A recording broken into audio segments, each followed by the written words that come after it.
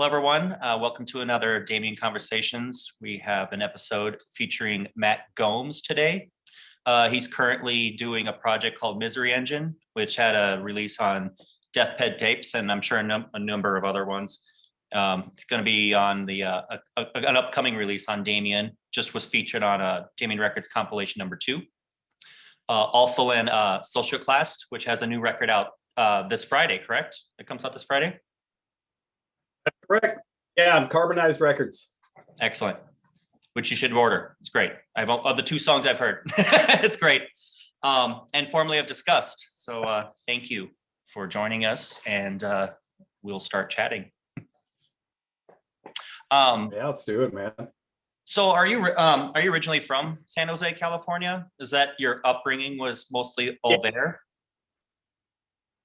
Yeah. I was born here. I was raised here for a little while. My parents moved away for a while, and then I came back. Okay. So I spent some time bouncing around Oakland. Yeah. Nice. Siblings? You had a big family, small? Or? Yeah, I got a brother and a sister. Nice. You know, we lived out in the middle of nowhere for a little while. Then, like I said, my parents came back here. I bounced around the Bay Area. I bounced around like Oakland, San Francisco, Berkeley for a little while before I came back to San Jose. Okay. Now, like how I got familiar with you was from your current project, Misery Engine. And when you and I have been chatting and kind of getting acquainted leading up to now, you were mentioning like, well, I've been in like grind bands. I'm currently in a grind band. So how did you get basically into any kind of underground music, did you come from like a rock background? Did you go straight into something that was like grind, or how would you get into things like that? It's kind of funny, man. I got into pretty extreme music at like a pretty early age, if that makes sense. Like when I was like in 6th, 7th grade, I was friends with a kid, and his brother was like kind of a troublemaker. You know, I mean, he was older than us, and he was kind of in and out of jail, in and out of various state institutions and all that. You know what I mean? And he was way into like Slayer. Right. But he was way into like Slayer and Deicide and Morbid Angel and Obituary and stuff. And we thought he was cool as shit, right? Because this guy was just probably a nightmare for our parents, right? So we thought he was cool. So like really early on, I remember being in 6th grade and being like, you know, I would have like a shitty dubbed tape of like Cannibal Corpse I would listen to in my Walkman at school as like a 6th and 7th grader. You know what I mean?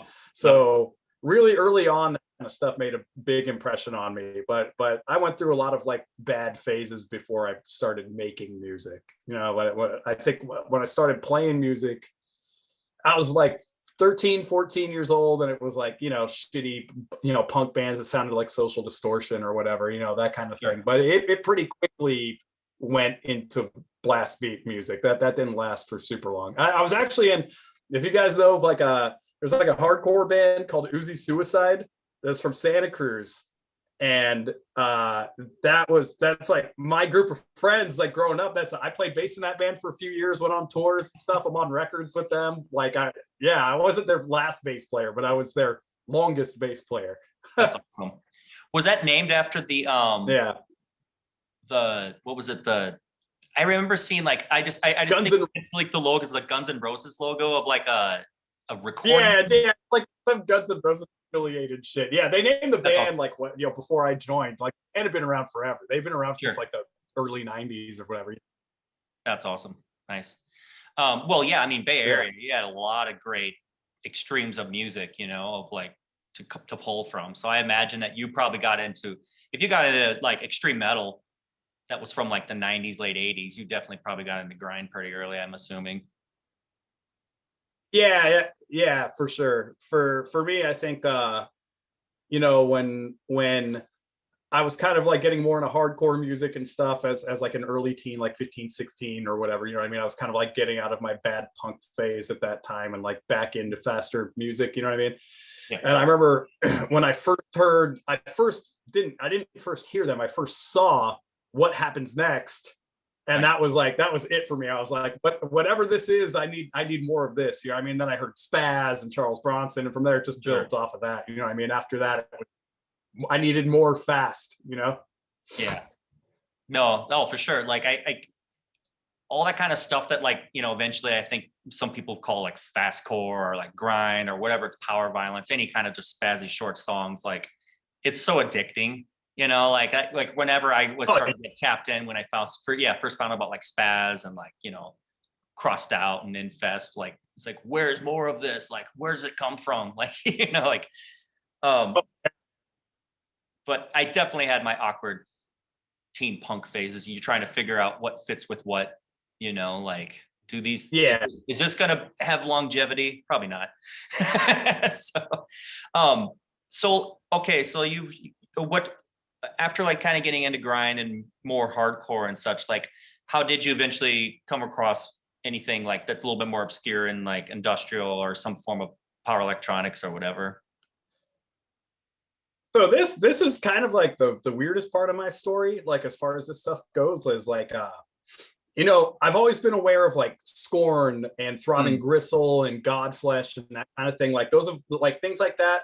You know, I used to when I lived in the Bay Area, Depressor was still a thing. I remember Depressor quite well. Yeah. You know, like bands that were heavy but had a drum machine, and to me it never really like super stood out as too much different. It was just like more music, like the music I was already listening to, if that makes sense. Like I loved like Mortician, and you know what I mean, like if you had a drum machine, it wasn't really that big a deal to me. Especially Godflesh coming from like Napalm Death and such too, you know, like right, exactly. Like if you like grind, you probably just like Godflesh, and you don't really think of it as like, oh, I like industrial music too. It's just, oh, I like these bands. You know what I mean? I like Napalm Death and I like Godflesh. Like you don't really start thinking, or at least for me, I didn't really start thinking like, well, what if there's more to this? What are these other bands? So like, as far as my introduction to like real, you know, underground industrial music and more of the obscure stuff, I mean, that's really only been like a year for me.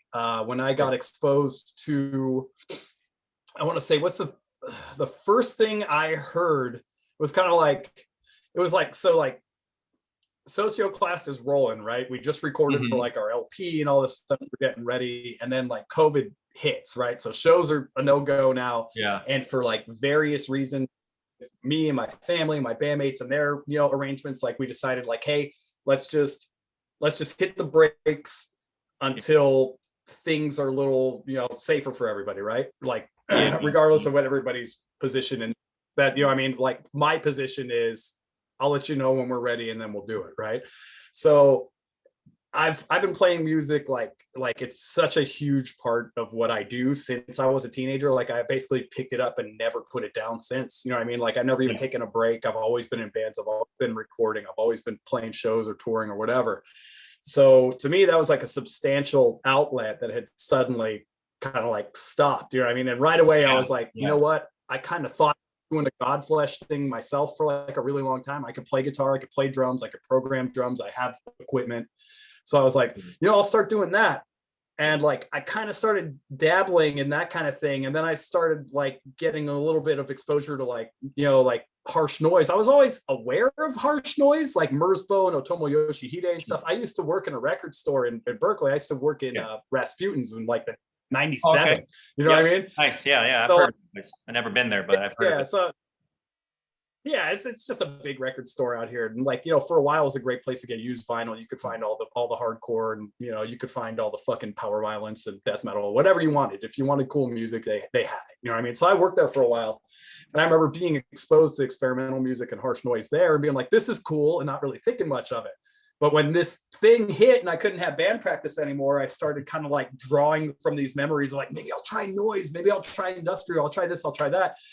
And I just started messing around without doing a lot of research. And then like, the more I looked into it, I started like hearing stuff that I really like. I'm like literally just looking on the internet, looking on YouTube and shit. And I came across fucking Terror Cell Unit, who ironically I'm wearing the shirt today, but I came across Terror Cell Unit, and that was fucking it, dude. I heard Terror Cell Unit and I was like, whatever this is, I want to do that. Like, this is fucking awesome. This is nasty as fuck, right? And like I said, I have a very recent reference because I've only really been seriously making this music since it's been like a year, you know what I mean? So I know that probably diminishes my seed spread or whatever, like it's not cool to a lot of people to be new at it. No, I mean, nobody's born into but I mean, what the hell they're people doing, like no matter what, I think like you know, your ears don't lie. If what you're doing is good, you know, I don't care if you just got into it. Yeah. It's yeah. Yeah, and I think being a lifelong musician, I was able to kind of like, okay, I know what tools I need to make these sounds. I know, you know what I mean? I know I can hear something and kind of vaguely figure out what to do, you know what I mean? And at that time, I like, honestly, I knew nothing about synths. I knew nothing about like, you know, pedal chain noise or contact mics. I don't know anything, man. So like, I basically just started hearing it, and like, you know, we're the online generation, right? You can go on the internet and learn about shit. So that's basically what I did. I just dug and dug and dug. And you know, a lot of my connections were made through just Instagram. I started talking to Mac, and then Mac started talking to me, and we, you know, I kind of got interested in modular synths. I've had like guitar gear and bass gear and drum sets and stuff that I've been sitting on for, you know, 2 decades, and I only use certain stuff, and I just hoarded other shit. So I started selling off all my extra gear and buying, you know, putting together like a modular synth. And I started talking to Mac at first because of modular. And then it just came up one day in conversation, like, oh, I used to be in this grind band, in Disgust. He's like, oh, fuck, you were in Disgust? And I was like, yeah. And then he brought up that he and Mac, he and Sam were like, you know, big in Disgust. They used to come to shows and stuff. And I'm like, fuck, I probably met you guys 1,000 times. You know, Sam's from San Jose. Like Sam's aunt lives 4 blocks from my house. Like I bought a piece of gear from Sam, and we exchanged t-shirts and some, you know, some shit. I literally just walked over to his aunt's house and fucking left it with her and picked up the other shit from him. So hell yeah. Yeah. So awesome. You know, he's a guy from, you know, I mean, yeah, it's fucking cool shit. So, you know, they knew me from a past life before I knew them, you know what I mean? So there's a connection there. And like that's cool. With 2 guys like that, 2 scene heavyweights, yeah, like 2 heavyweights like those dudes like on my side and like helping me out and mentoring me, it just accelerated, you know what I mean? It was like bang, bang, bang. For sure. Hey, I want to do this. Oh, well, you know, try this out, this. And then that was it, man. That was it for me. I mean, it was a very, very fast, very steep learning curve. You know what I mean? But I put every second I could into it. And that's how I got here. I mean, I feel like I'm still getting better. Every time I sit down, I figure something out, you know what I mean? So I'm just trying to do the best that I can.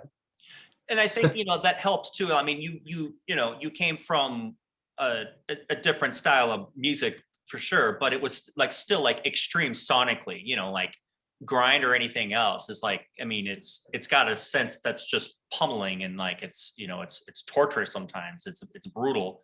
So I think like, you know, like, and you obviously like, you've liked a number of other genres. So, I mean, I think with what's going on in hand and having COVID and like kind of just sitting around and having that urgency of wanting to produce something, I mean, like it shows that you took to it, you know, rather well, you know, because like you have an idea of what you like. Your ears aren't going to lie to you. Like we mentioned, you know, like if you like something, you like it, like finding new terracell unit thing. Yeah. But yeah, I don't know. I just assumed you've been doing it for at least a handful of years.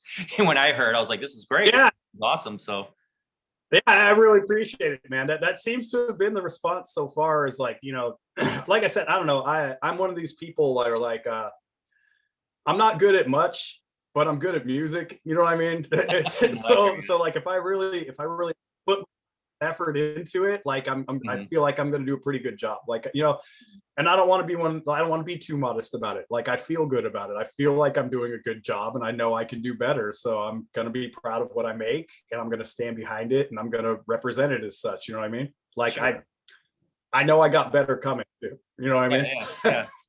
And like you were saying, like with like Instagram, for example, like here in the Twin Cities, very fortunate to have some folks who are really outgoing, cool, and set up a host of different shows at a bunch of different events, like Grant and Sam, like they've put like a ton of different shows together. And that's kind of like how I got into like knowing like different folks from in town.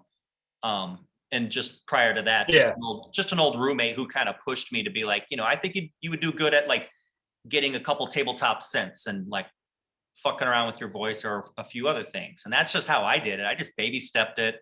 I'm an ogre when it comes to like, you know, equipment. Like I can't like program and push in like, you know, I can't do any of that. Like I need knobs, and that's kind of how my brain operates. And it was the same thing. I didn't have any background, any of it. I just kind of just jumped at it and saw where it took me, you know? So. Yeah, I definitely feel like I had an advantage being like I'm a total gear obsessed sicko. Like I know, and that's another thing that's like probably like, you know, it's like it's a diminished scene credit thing, right? It's like it's not cool to be into gear or whatever. I mean, or at least you know, nonsense. I was gonna say you were perfectly in the, you know, the right wheelhouse. You know what I mean? For being a gearhead, for sure. I mean, I think that's half the fun. Oh yeah, like with people, like how the hell they generate or how they created whatever cassette that you purchased from them. You know. Oh yeah, absolutely. So you know, like I said, being a gear dude, being just like totally obsessed with gear, like I feel like helped me put together my sound a lot faster, because like if you understand it and you hear a sound, I feel like it's a little bit easier to decipher what's going on. Like I'm legit like at the point now where like, you know, I didn't even know what a shaker box or a contact mic or whatever, you know, I didn't know any of that shit when I first started. And like, you know, like a year ago, and now I'm like, I can pick out, you know, if I hear a synth or I hear a specific pedal, or I could tell when you're using a shaker box. I can tell when you're using a chaos pad. I can tell, you know, I mean, I know what's going on. And that to me, like, I think it helps. You know what I mean? I think if you hear it and you know how to make the sound you're hearing, then you can use that sound. You know what I mean? But sure. I mean, all in all, yeah, you don't need to spend like $5,000 to make noise either. That's another thing. Like, you can do, yeah, you can do it. You can do it with a pretty minimal setup. So it's, you know, it is what it is. Everybody's got their own approach. I just like, you know, I love gear. I'm a weird gear dude. I've been like that with guitars. I've been like that with drums. I've been like that with bass. I'm like currently surrounded by a bunch of shit. I'm in my studio space right now. There's got like fucking 5 guitars behind me. You know what I mean? Like, it's just, I don't know. It's kind of how I always been. If I have money, I don't spend it on my shoes have fucking holes in them. I'm buying a sampler. You know what I mean? Like, was it Eurorack that you got into? Modular Eurorack is basically, that's kind of like how I started, right? Which is kind of funny because it seems like a lot of people start with tabletop and consoles and then build up towards Eurorack.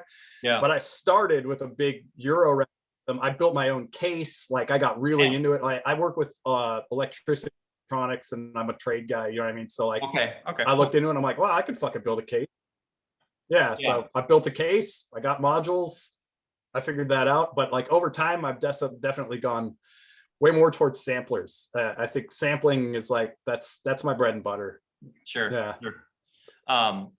My friend Jesse, who does Ether Sounds, and I do a project with him called The Blight. Like he does build a lot of building of Euro racks, and you should. I'll send you a link to his page on Instagram. Yeah. Like every morning, he kind of like will post like just like morning like set up our chain, and I think you'd really like it too. It's awesome. Great. Yeah. No, I mean, I love Euro. It's funny too, because like I said, you know, a lot of guys kind of go in reverse. They start with tabletop and then build up, and then they eventually just go for a Euro rack. But like I said, I built a Euro rack first, and I'm kind of like going backwards through like pedals and shakers and like, and now samplers. Fuck, I'm obsessed with samplers. I think I could do pretty much anything with the sampler at this point. So I mean, to me, that's my way to go. So kind of to go back for a moment. So like you know, you're getting gear, you're building your own modulars. You've got a few people that you've met that are helping you out with like kind of like steering some directions of what, you know, kind of like what to get or how certain things might operate. So when did it get into like then having you know, to going into like cassette releases and getting into like you know, like what did you release stuff prior to Deathbed tapes, for example? Like did you just mess I did. No, so I was, you know, I got my stuff together and I kind of like started figuring out like what track structures should be like, you know what I mean? It took me a little while to kind of figure out like I could hear power electronics music and I could hear death industrial or noise and kind of be like, okay, I vaguely understand like what this is, but I don't know how to like build it yet. You know what I mean? If that makes sense. Like I was putting together like ways to make those sounds, but arranging them into something coherent took me a little while to figure out. So when I finally started making some stuff that I was happy with, you know, a guy that Mac actually introduced me to is, you know, Andrew Grant, the vomit arsonist out there in Rhode Island. He's, and he's, you know, I mean, like the vomit arsonist and Nod are like I would say right after Terror Cell Unit, which like got me into this stuff, like listening to the Vomit Arsonist and Nod, that was like Grant and Andy, like that was it, dude. That like that for me, like I was like, this shit is crazy. This is super dark. It's super nasty. Like everything feels like it's in a fucking like hole where water's dripping through a concrete ceiling. You know what I mean? Like it's just like really dark shit. You know what I mean? Yeah, Nod. I love Nod. It really grabbed me. So yeah, oh man. So listening to them too, I can't help myself. I talk a lot. I'm pretty social, so I immediately just reached out. I was like, "Hey man, your fucking music rules." Or like, "Matt told me about you. This shit's fucking sick." You know what I mean? At least you're. And rather than just be like, "Cool, dude. Yeah, cool. Leave me alone." You know what I mean? Andy was like really receptive. Well, dude, he was another guy who was like an In Disgust fan. So like, my history and grind has like kind of like opened a lot of doors for me. You know what I mean? But like, because I have a reference point, right? Like if you liked my old band and you're like, oh shit, you're making this music now, it's like very different. Like, you know, that's cool. You know what I mean? Especially if I like ask for advice or help or whatever, you know what I mean? Like, so Andy was really supportive and, you know, he's kind of like helping me out with Mac and Sam, figuring out what I wanted to do. And then eventually I had this thing, it's like 40 minutes and I just been putting tracks together and I sent it to Grant. And I'm like, just master it. You know what I mean? Just master this thing for me. I've heard you're the guy for mastering. You know what I mean? And Grant was like, yeah, no problem. His rates are extremely reasonable, by the way. If you're watching this and you haven't gotten something mastered by Grant, I would highly recommend it. He does an awesome job. You probably already know. But anyway. Hey, there'll be a link. There'll be a link below. Yeah. There you go. So he sent it back to me and I listened and I was like, this is fucking incredible. You know what I mean? First try, home run. I sent it back to him. I was like, I love what you did with this. I love what you did with that. Thank you so much. I showed it to Andy and Andy was like, this is fucking good. Like, is anyone releasing this? Or have you talked to any labels or anything? And I was like, no, I'm just showing it to my friends. You know what I mean? I would like to release it, but I didn't think anybody would be interested. I feel like I still don't know what I'm doing. He's like, no, this is good. At this point, this was purely on the modular, by the way. It was the modular, and I don't even think I was using the shaker yet. I think it was all straight up modular at that point. So Andy really liked it, and he said, well, you know, I have my own label. I do Danvers State. And I was like, hey, you know what, man? Like, I'm a huge fan of your music. You've been super supportive of me. I'm like blown away and honored that you even want to do this. I by all means, take it. Yeah. So let me grab it actually. He put out my first tape. It actually came out. It only came out like a month or two ago. Oh, well, maybe a little bit before that. That's my first tape. Yeah. There we go. It's called Insurgency. It's on Danvers State. Andy. Yeah. If we can link to whatever as well that you have out or is coming out, of course. Oh yeah, well they're gone. So this is crazy too. This is a thing like. Well, I don't know. So I don't remember. I'm extremely green in the scene. We're probably gonna hit a couple of things where I'm like, I don't know the guy you're talking about. I don't know this big famous show. Like I'm gonna like not have great reference points because. Well, that's a wrap. I'm out. We're done. Right. This guy. Fucking poser. Yeah, right. I could be eating. Yeah. I never cross the table for Kazumoto Endo or anything like that. but anyway, fucking so you know, Andy puts out this tape for me, and I don't remember how many copies it was. I think it was like 60 copies or something like that. And this is totally, I'm not like fucking, you know, tooting my own horn or anything like this because I had no fucking idea what to expect, right? And so Andy's like hyped on it. He's like, no, this is good. Like I was telling people, hey, my tape's coming out soon. Take a look at it, whatever. And when it released, I mean, he fucking sold out in like 3 hours. And I was like, holy shit. I was just like, I don't understand what's happening. I have no fucking idea what's going on. That's great. Yeah. So I mean, I figured maybe, yeah. I don't know what did it. I really don't. I have no fucking idea. I don't know how it happened, and I was really fucking hyped on that. So after that, you know what I mean? I just kept rolling. Like it wasn't like I recorded that stuff and then stopped, you know what I mean? And then recorded explicitly for another release. Like I just kept going. Like I recorded I got a split with God is War that's coming out on DEATHBED, I think in April. Yeah, I think it's early April, like April 2nd. I believe so. Yeah, it's April. I think it's April 2nd. You can go check DEATHBED. But so anyway, I recorded. I was already recording for that material like right after this thing came out, and I actually ended up scrapping like two sets worth of shit because, you know, Mac's been so supportive and he's like such a legend in the scene or whatever. Or, you know, he's an important guy, right? He makes a lot of music and it's always good.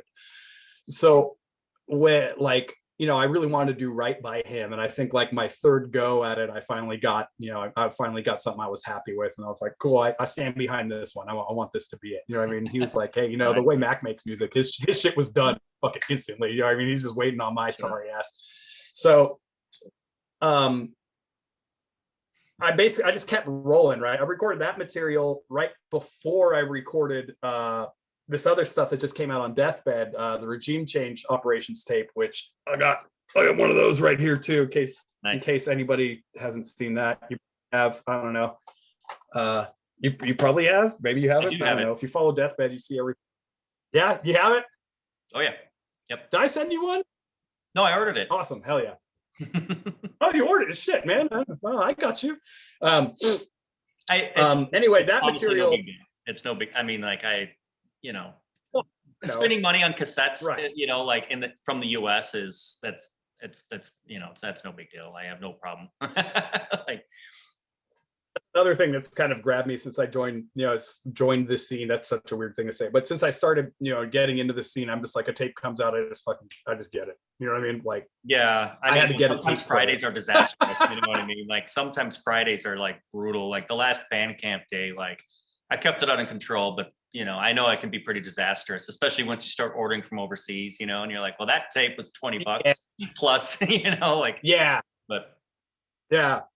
I remember that the last Bandcamp Friday, I was like, it was like 9:15 a.m. I was at work and I was like, I spent $60 and I'm at work and I'm like the day barely started. You know what I mean? I'm like, fuck, this is gonna be a rough one today. I'm gonna get so much shit.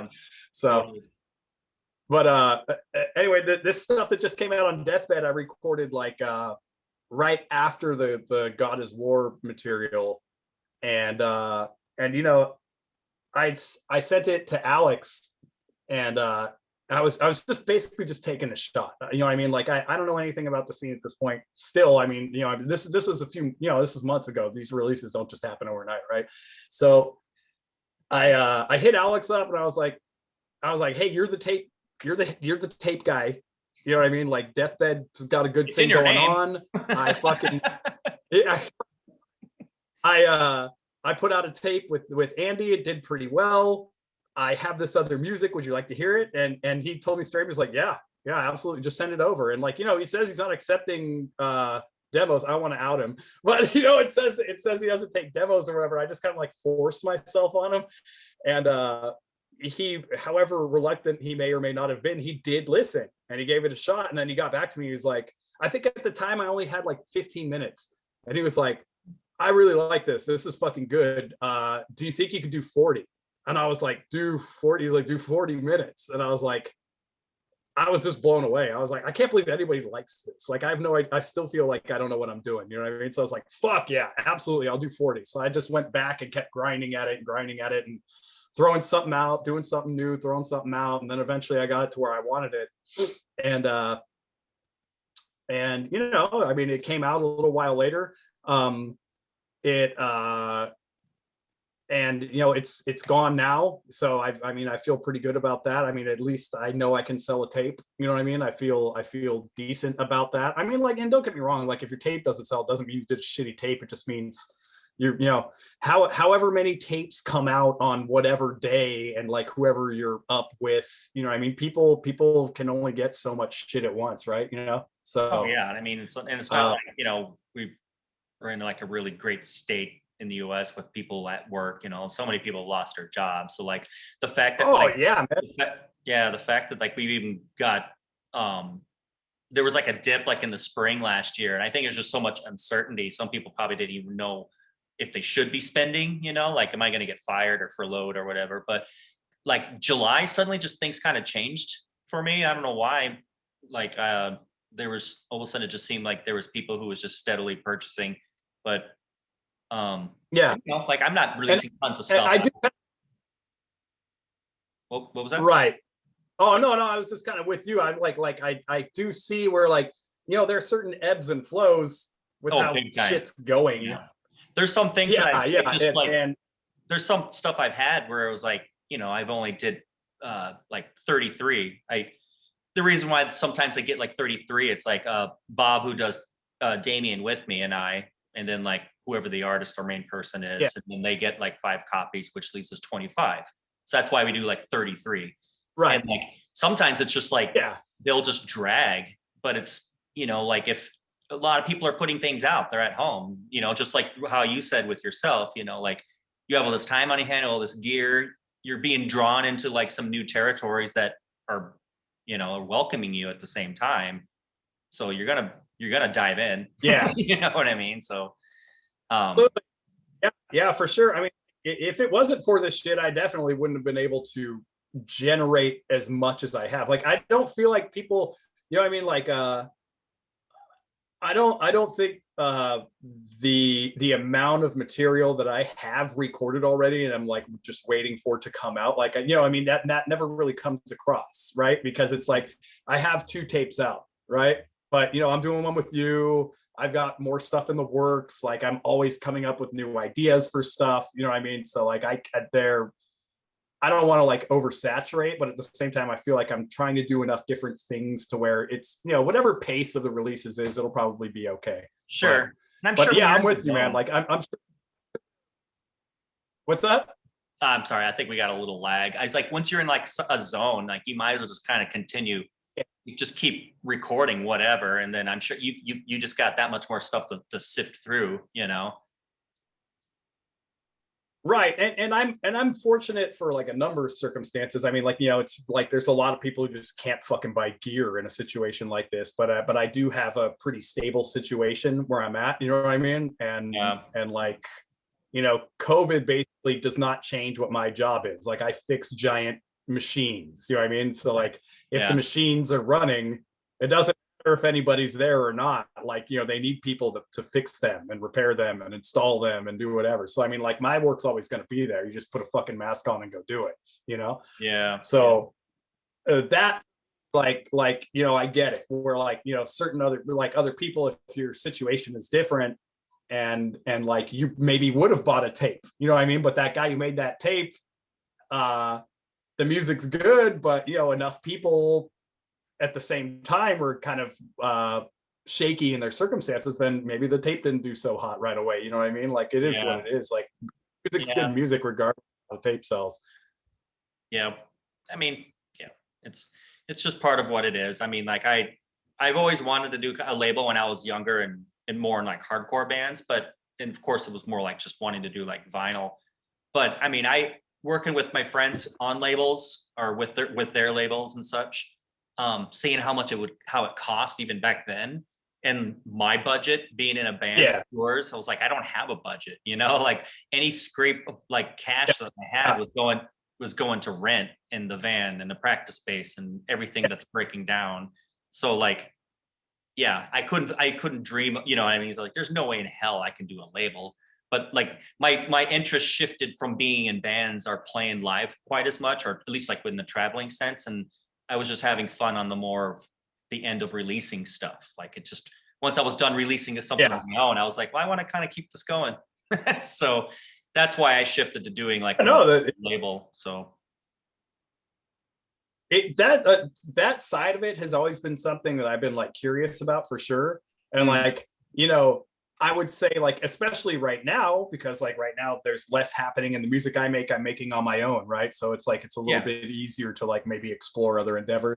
I mean, so like, you know, like every ill-conceived gear purchase the last year, I've always kind of like had in the back of my head, well, maybe you could see what a tape machine costs. You know what I mean? Like, what's it really cost to do this? Maybe you could do it. But I just feel like there's enough people that are doing really well at it that like I don't need to jump in that arena. I feel like this is more my role. You know what I mean? Sure. Is making music rather than recording. Plus, dude, I'm nuts, man. Like, I wouldn't make it to the post office as much as I should. I wouldn't be as responsible. I don't want to be a shitty label guy. You know what I mean? Because I dealt with those guys before. That's not fun. You know? Yeah.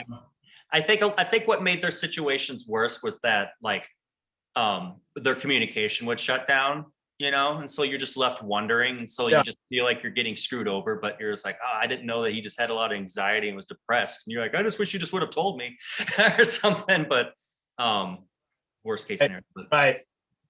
So like you talked about some what was that? Oh, no, it's okay, go ahead. Sorry. Sometimes there's this weird pause with our audio, and I'm like, oh shit, I'm talking over him. I was saying, like, you were talking about some some splits or some collaborations that you're going to be doing coming up soon. Yeah, I'm currently collaborating with Straight Panic on a release. We're taking our time with that one. I'm really happy with how it sounds. He seems really happy with how it sounds so far, but we're not in a rush to like blast it out.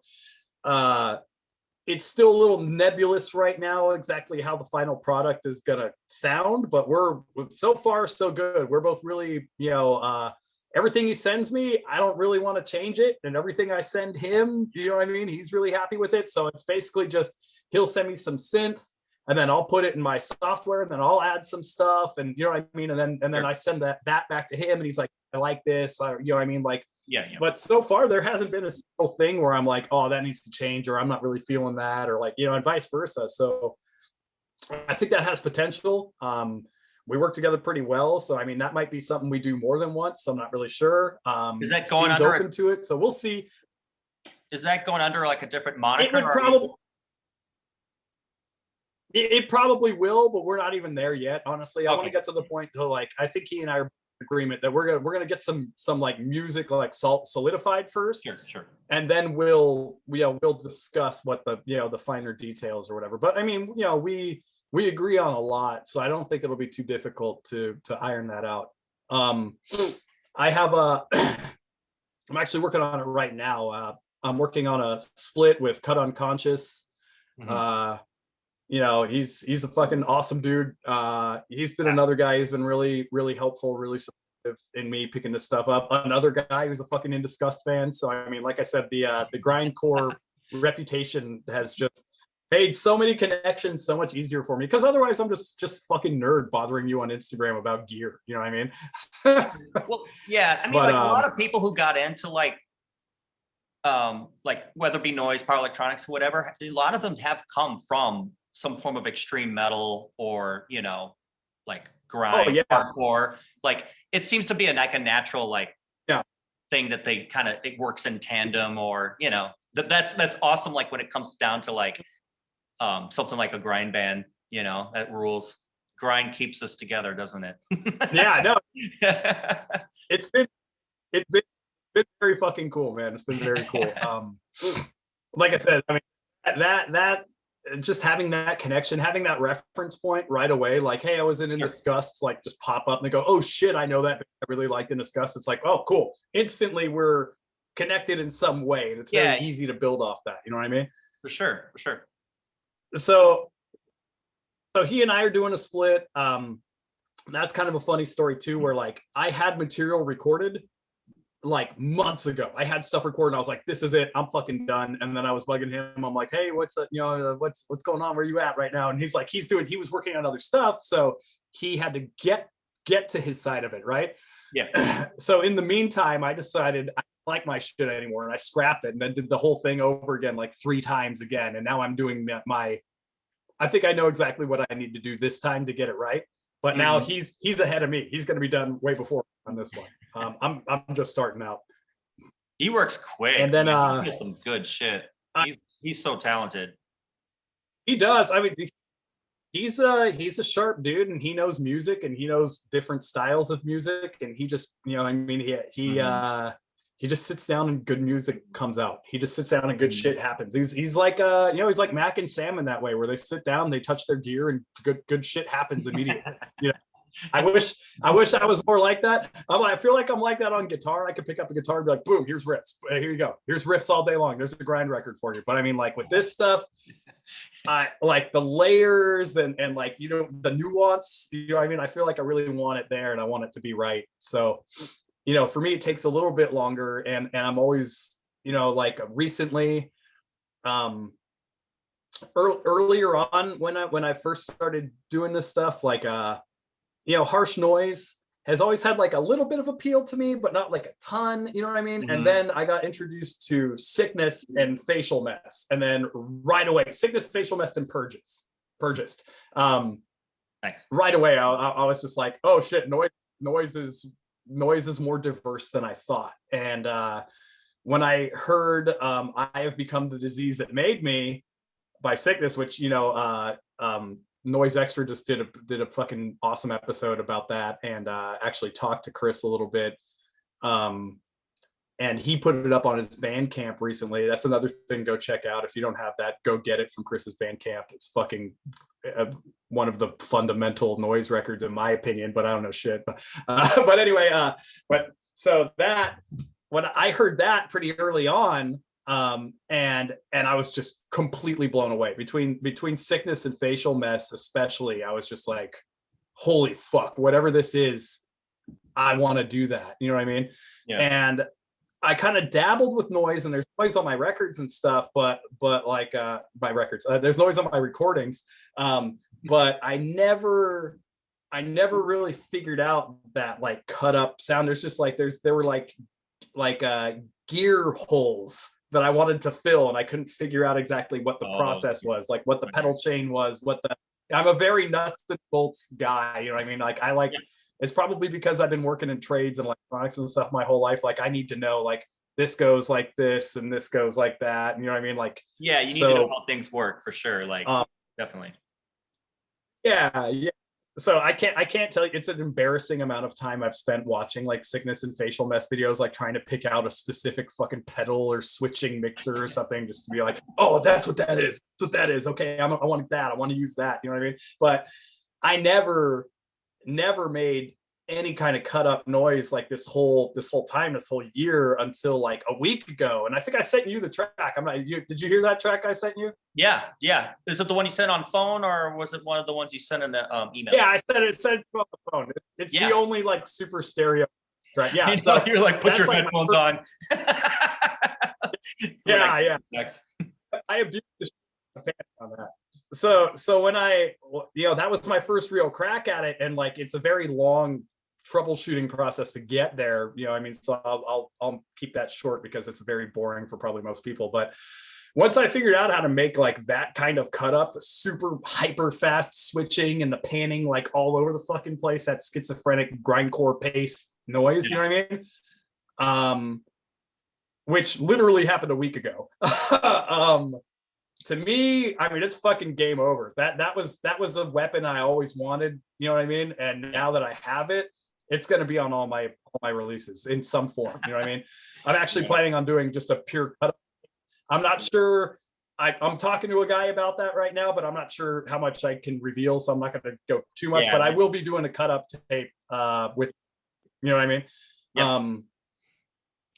Fuck, as far as other releases go, I do a death industrial thing on the side, like pure death industrial, called Divinations, and it's really like, you know, Megaptera or Megaptera, however the fuck you say it, Megaptera, obviously Nod and the Vomit Arsonist, massive influences. It's just that really dark, spooky, cinematic kind of stuff. I'll actually send that to you. Nice. I have I don't know, probably 45 minutes worth of that stuff, and like very few people have heard it.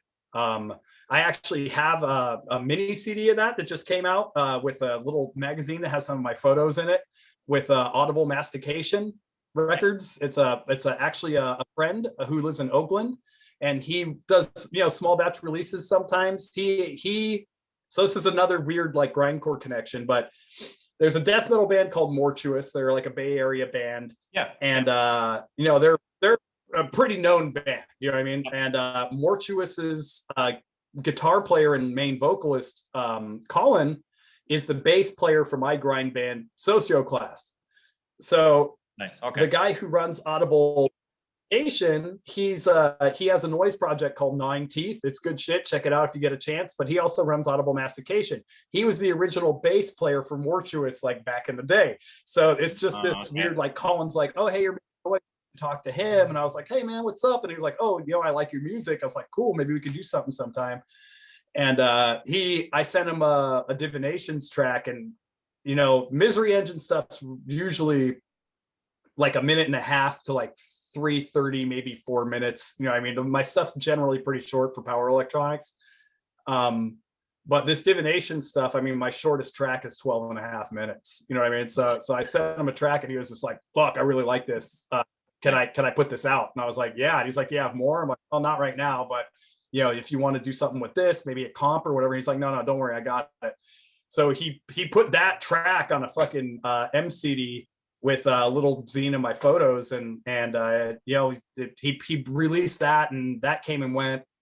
But I have another 40-minute track of divination stuff that I kind of I haven't really shown too many people, you know what I mean? I'll send it to you afterwards. Okay.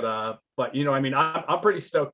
I think it's quality death industrial stuff. I'm just like I'm a little timid about it because it's my first like real serious foray into that too. But I mean, I don't know. I tend to figure shit out pretty quick.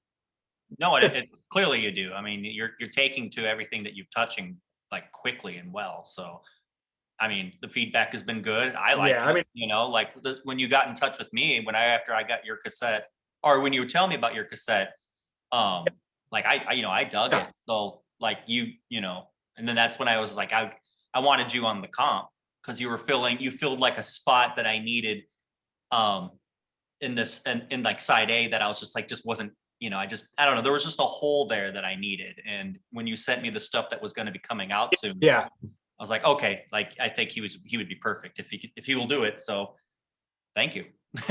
So, but yeah, anything else you want to? When you hit me up for that. I was just gonna say, when you hit me up for that, man, I was fucking done. When you hit me up for the comp, I was beyond stoked, man, because like I've been doing this for a while, but like I know, I kind of know what's going on to whatever extent I'm able, and like Damien always does cool shit. So thanks. I was when you hit me up for the contract, I was like, oh, dude, fucking absolutely, I'm sitting on something right now. Here you go. You know what I mean? So yeah, you were mentioning pretty stoked about it. I really appreciate you giving me. Oh, yeah, big time. Yeah, I remember you were like, I appreciate it, man. Sorry, the internet on my side is starting to get kind of crappy. It's probably because we're in like Arctic weather right now. So I'm part of the 72% of the US that's like getting ass kicked by the winter this year. So, but yeah. I was just walking outside. Yeah. Oh, sorry. Out here, it's nice and warm. I just had to take my sweatshirt off when I was walking around outside. Yeah. But I was going to say, we're definitely going to include a bunch of links at the bottom. It's just like, I'll definitely have a link up to the Damien comp, Socioclast. Definitely want to put a link to that. And anything else that you were mentioning, at least like follow some of these links to other people that he's going to be collaborating with, and your photography too. You're a really great photographer. So we should put the link down on there for you as well. So, I'm excited for the doing together, and I really excited for like how the art direction's going so far. I think people will like it. Yeah, me too, man. I'm really excited, and definitely for the music. I think if you're watching this and you like my music, I think that what we're doing right now is my best and my favorite music so far of mine. Awesome. So awesome. Get ready. Yeah. Well, awesome. Thank you so much for jumping on this. It's been almost a year since I've done one of these. So I just want to kind of get in the hang of it, and you're staying busy, and we have something coming out for you. So I definitely wanted to get a chance to talk to you one-on-one. Oh yeah, absolutely, man. And like, if also, if anybody watching this has the displeasure of ever speaking to me on Instagram, I never shut the fuck up. I talk a lot. So I mean, I appreciate you being somebody who can talk a lot with me, because I feel like there's some people I probably irk a little bit with that, but I'm just like, I'm really intense and I'm really excited all the time. That's good. I could use some of that. I smoked up a little bit earlier, so I'm in the chill mode right now. You got this one. Yeah. You're good. Yeah, Well, cool, man. I'm looking forward to what we got coming up next, and I'm stoked on what you got coming out with all these other collaborations and in the future. So thanks again, man. Yeah, absolutely. Of course. No, thanks for having me, man. And I'll definitely be hitting you up in the future. All right. You have a good evening. All right. Much appreciated. Yeah, you too.